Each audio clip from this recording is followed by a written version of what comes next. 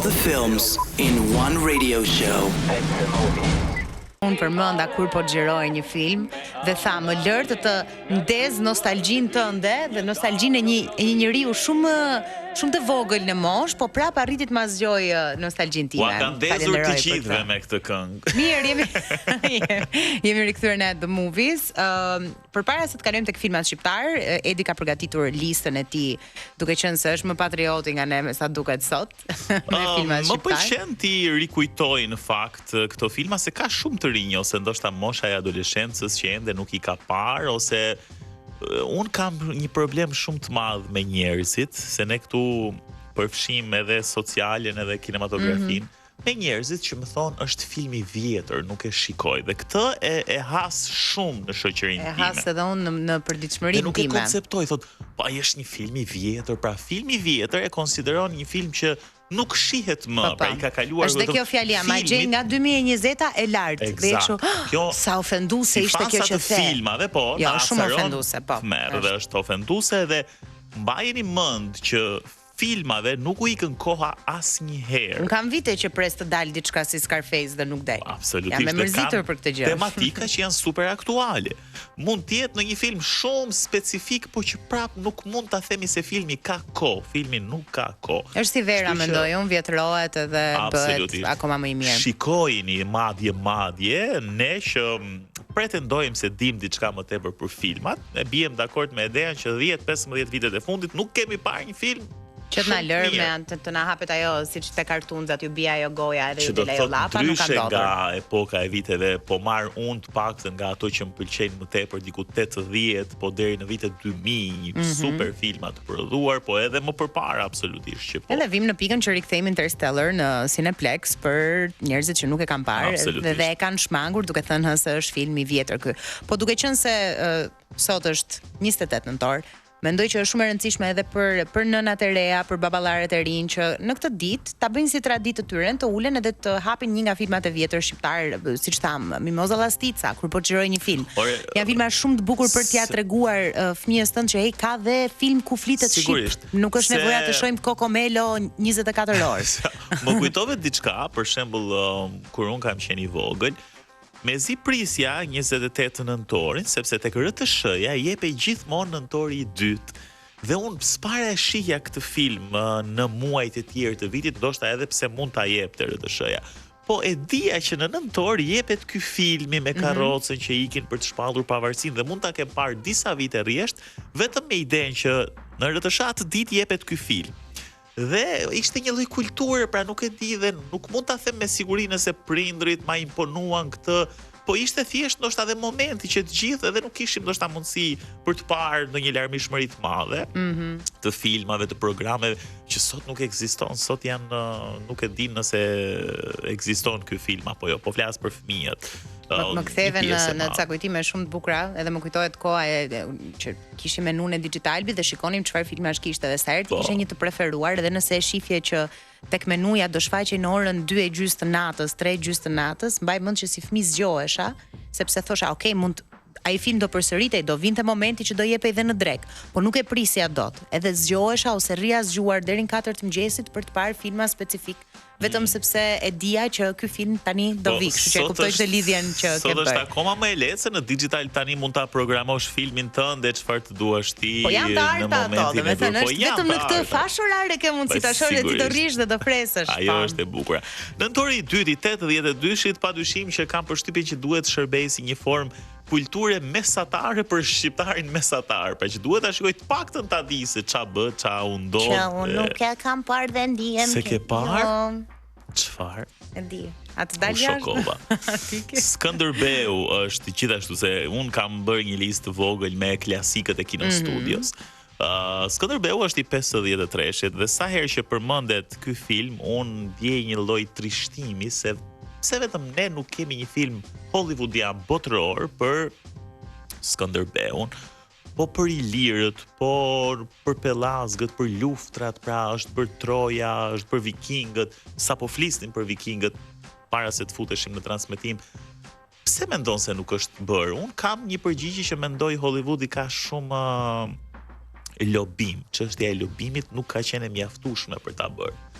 Lobimi 1, e dyta mendoj që realizohen ngjarje të shteteve, nuk dua të them që janë më të njohur se ne, por jemi ky vend i vogël që hera herës ndoshta është kështu shumë bias, kjo që do them, po ndihemi pak si të neglizhuar, pra duket sikur historitë tona na kanë afektuar ne, po nuk kanë bërë atë zhurmën globale të seriozitetit vërtet që se jam jetur të shoh në Netflix, kam parë para ca kohësh një serial, ta kam sugjeruar edhe ty para disa kohësh, është The Ottoman Empire, Konstantinopoja, dhe jep se si u shem Konstantinopoja, dhe aty në një moment përmendet dhe Skënderbeu dhe ka një lloj gjeje të shkurtër për Skënderbeun.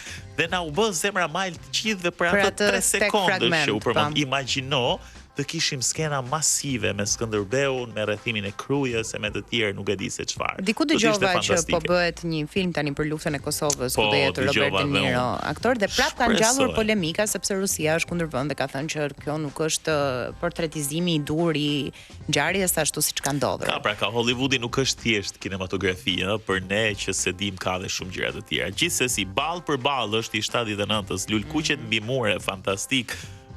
Tom ka dhe shokët e tij që e përmendëm, dhe është një film që mua më pëlqen shumë, Tokë e përgjakur. Të sugjeroj gjithashtu ta shikosh, ka pafund batuta të cilëve ne i dim tashmë përmendësh, por riktheunin. Unë do të thoja që nuk ka rëndësi se cilin film. Shikoni një film të Kino Studios që të krijoni një lloj ideje dhe do mësoni ta vlerësoni dhe filmin më mirë. Më kujtoa tani nga Lulkuqe mbi mure ajo fragmenti që ndjen erën atyre ushqimeve që po gatuan asaj bukës, mbamëni se po bie, edhe e përdor sa herë shoh një ëmbëlsirë ose diçka shumë mirë, bishëm mbamëni se po bie. Po dhe të mendosh ai film mund të ketë 3 dekada dhe kjo shprehje është ende në modë, që do të thotë filmat nuk kanë kohë. Kthehemi pas pak për një film tjetër që Edea ka parë, më tregoi pak, ju nuk dini ende asgjë, por do ju zbuloj.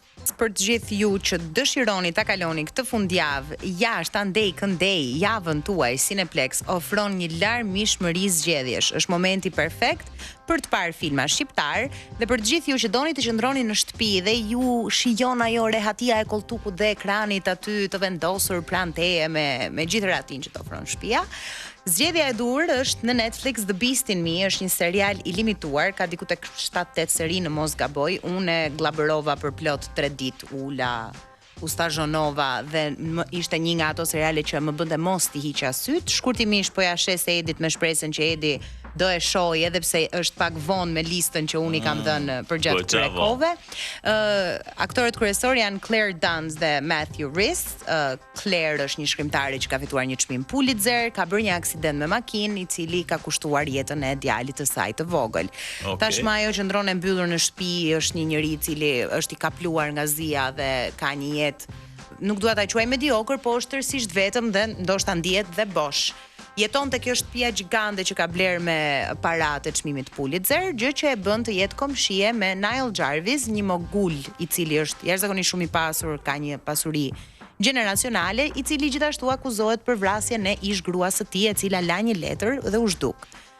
Duke sugjeruar që ishte një vetvrasje, ama trupi nuk ju gjet kurrë. Të dy bashk ju bashkohen rrugët sepse Niall dëshiron të krijojë një rrugë që kalon rreth e përqark pyllit që rrethon lagjen e tyre për të bërë ecjen e tij. Shkrimtarja refuzon sepse ka atë qasjen që ti mua nuk më dukesh një njeri i mirë dhe nuk dua të ta lë aksesin ta bësh këtë rrugën. Ai sugjeron që ti duhet të shkruash një libër për mua, ajo nis të shkruajë një libër për të. Fillon të ndryshojnë mendimet dhe thot mos ndoshta të gjithë e shohin si një monster këtë personin edhe e gjykojnë kot, por ky në të vërtetë është një njerëz shumë i mirë sepse i mblidhen jashtëzakonisht shumë njerëz që sugjerojnë që hey, çdo gjë që ti ke dëgjuar për të është e drilluar dhe ai thellë është një njerëz jashtëzakonisht shumë i mirë. Vendos ta shkruaj librin sepse kur kish bërë aksident me djalin e saj, ata ishin përplasur me një djalë tjetër dhe ai nuk u gjend fajtor për aksidentin që i kushtoi jetën e të birit, ndaj shkrimtarja e haste ditë për ditë këtë personin që ti e shikon si kulpritin për vrasjen e njeriu tënd, gjë që e rëndonte emocionalisht. Ja ndan këtë shqetësim edhe këtë mërzi me mogulin dhe të nesërmen ky djalë zhduket me një letër vetvrasje njësoj si ish gruaja. Dhe këtu fillon një cikël ngjarjesh. Jashtëzakonisht një film apo jo? Është serial, është i limituar, mund ta mbaroni për gjatë një fundjavë, për gjatë 3 ditësh, është zgjedhja perfekte. Sa seri ka? 7-8 në mos gaboj. Okej, shumë i bukur me një histori të veçantë. Por është nga ato seriale, pra për të gjithë ju që thoni, okay, gjëja ngrihet diku dhe pastaj bie, ai thjesht shkon për lart dhe ka një grand finale shumë të bukur, kështu që ja u sugjeroj jashtëzakonisht shumë. Bukur, shumë mirë. Jemi në fund të The Movies për sot. Faleminderit që qëndruat me ne, gëzuar ditën e festës sot. Nesër gjithashtu ishim me muzikë shqip sot dhe me të tillë do ta mbyllim për të dëgjuar sërish javën që vjen.